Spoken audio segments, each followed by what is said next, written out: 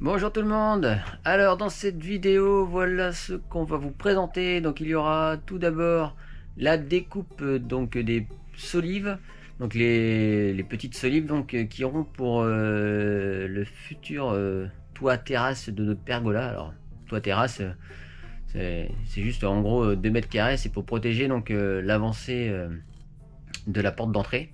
Voilà, pour être au sec s'il pleut. Donc voilà ce qu'on va faire, on va découper ça. Ensuite, je vous laisserai en compagnie de mon frère qui lui va s'occuper de fixer les tout petits tasseaux. Donc ce sera des petits tasseaux qui serviront de support aux lames. Donc les lames qui permettront de briser le soleil. Donc avec ces lames auront un certain angle. Cet angle il n'est pas choisi par hasard et c'est ce que je vais vous présenter maintenant. Donc avec un petit schéma, allez, je vous montre. Pour faire simple, notre pergola sera bioclimatique car elle est conçue pour permettre le passage d'un maximum de rayonnement solaire l'hiver et au contraire l'été d'empêcher les rayons du soleil de passer et ainsi éviter la surchauffe de la maison.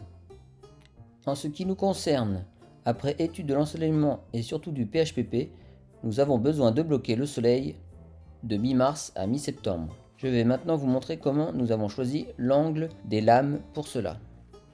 La première étape, vous devez récupérer les courbes solaires. Pour cela, vous pouvez aller sur sunearthtool.com, vous entrez votre position en latitude et longitude et vous obtenez votre graphique. Le graphique que vous obtenez est positionné en nord-sud. Donc après, suivant l'orientation de votre maison, vous devez vous décaler à gauche ou à droite sur le graphique. Ensuite, donc nous, la courbe qui nous intéresse, c'est celle-ci. Donc c'est la courbe qui correspond à l'ensoleillement du 21 mars au 21 septembre.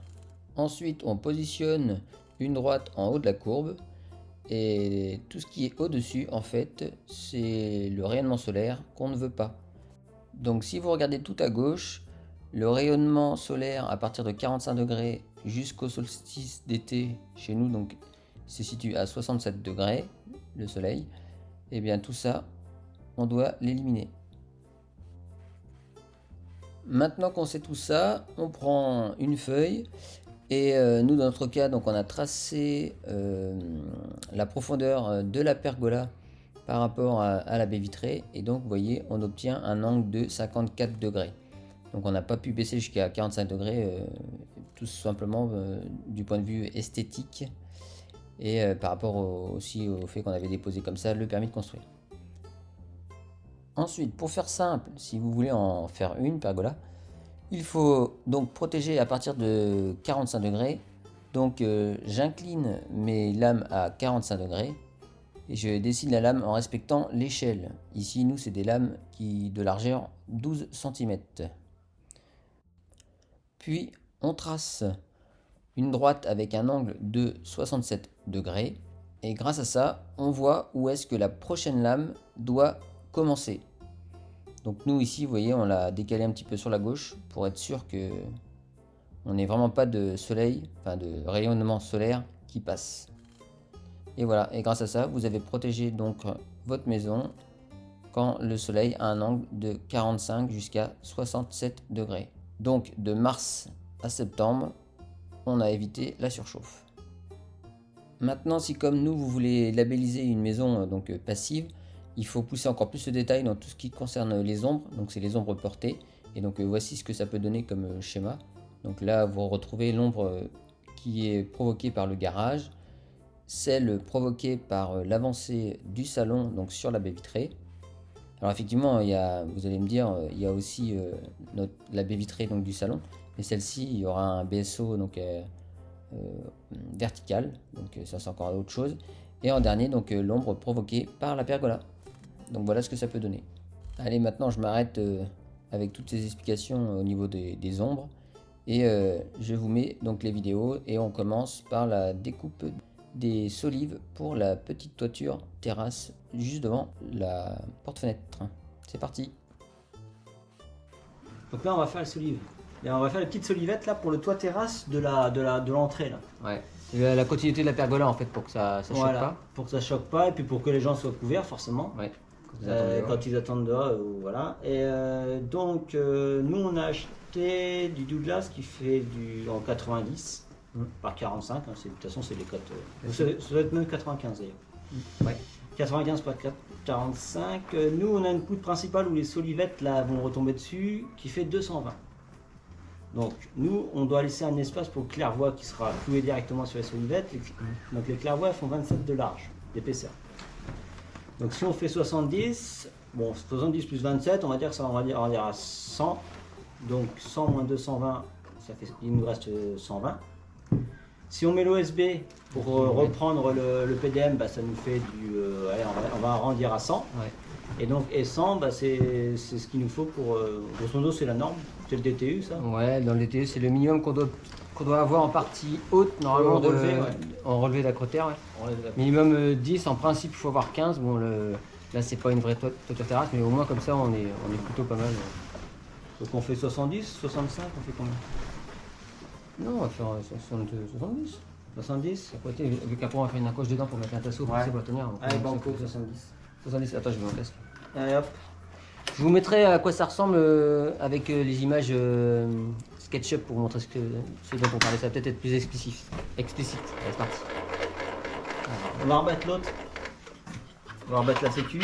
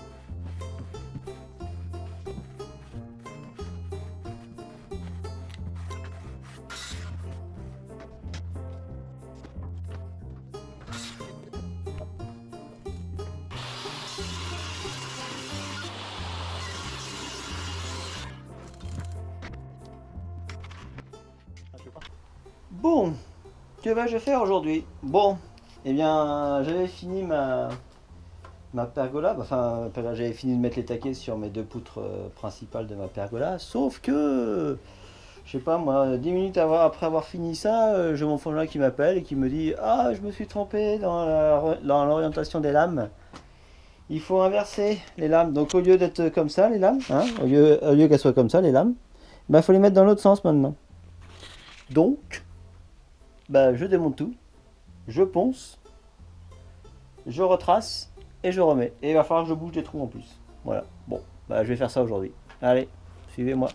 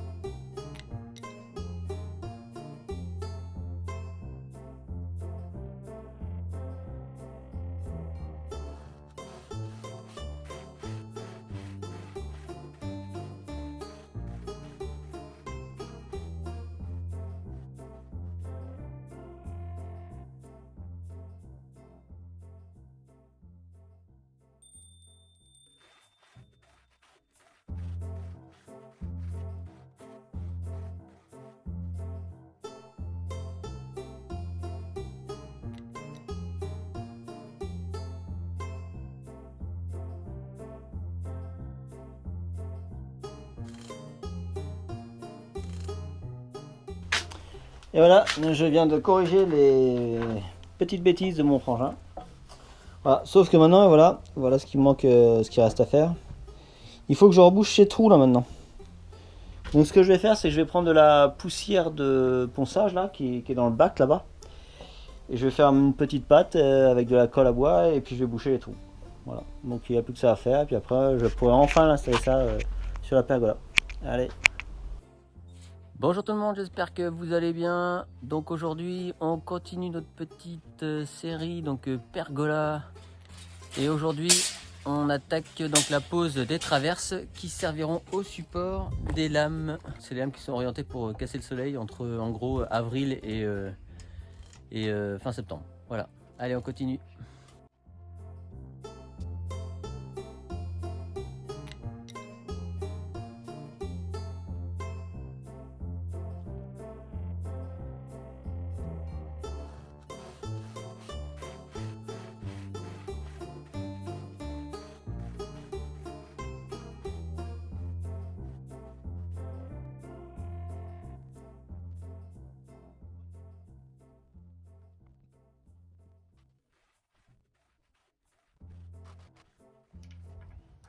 Et voilà, donc la première traverse est installée avec les petites cales.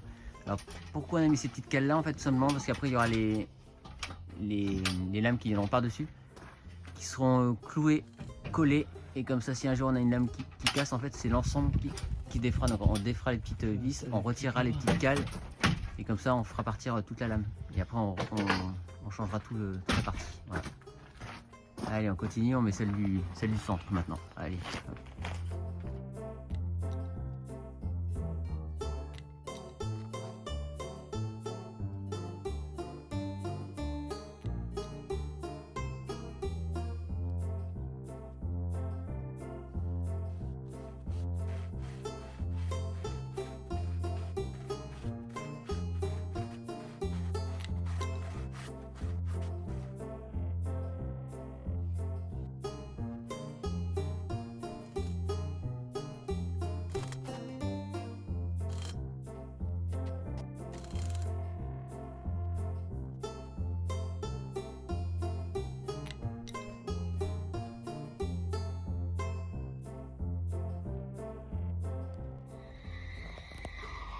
Et maintenant voilà, on vient de mettre donc la poutre intermédiaire.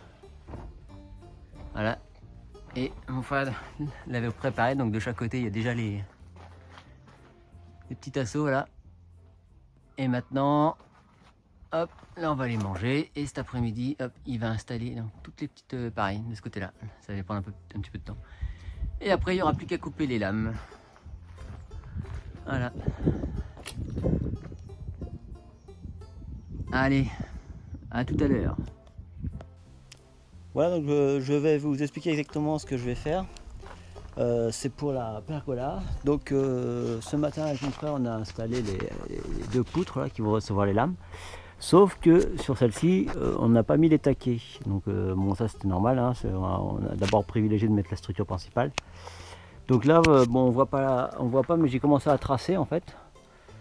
Et il faut que je finisse là-bas et après je vais devoir aussi au niveau de l'angle là-bas couper une partie de la partie du poteau qui dépasse là, parce que sinon quand je vais mettre mon taquet comme ça là, ça va taper la lame, on ne pourra pas mettre la lame devant. Donc je vais devoir couper un petit peu cette lame là. De l'autre côté ce sera pareil quand il y aura le toit terrasse, mais ça sera pour une autre vidéo. Voilà.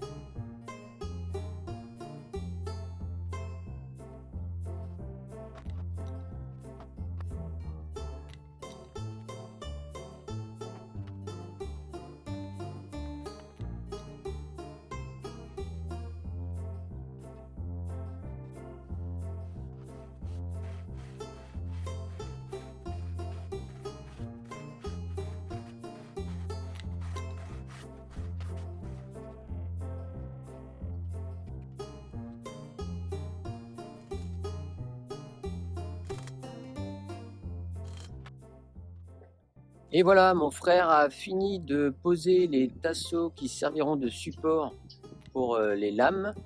Donc vous vous doutez bien que lundi prochain, il y aura donc la pose des fameuses lames qui serviront de brise-soleil, mais pas que, puisqu'il y aura aussi donc au niveau de la petite toiture terrasse qui est au-dessus de la porte, là, qui est la continuité de la pergola, il y a une traverse où on doit faire des trous pour l'évacuation des eaux de pluie qui tomberont sur la petite toiture terrasse.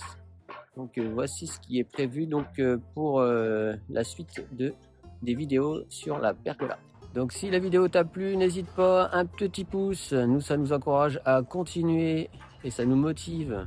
Également, n'hésite pas à poser des commentaires, des remarques, ça fait avancer les choses, c'est très intéressant et on y répond, il n'y a pas de souci. Donc voilà, sur ce je vous dis à lundi prochain. Kenavo, bonjour.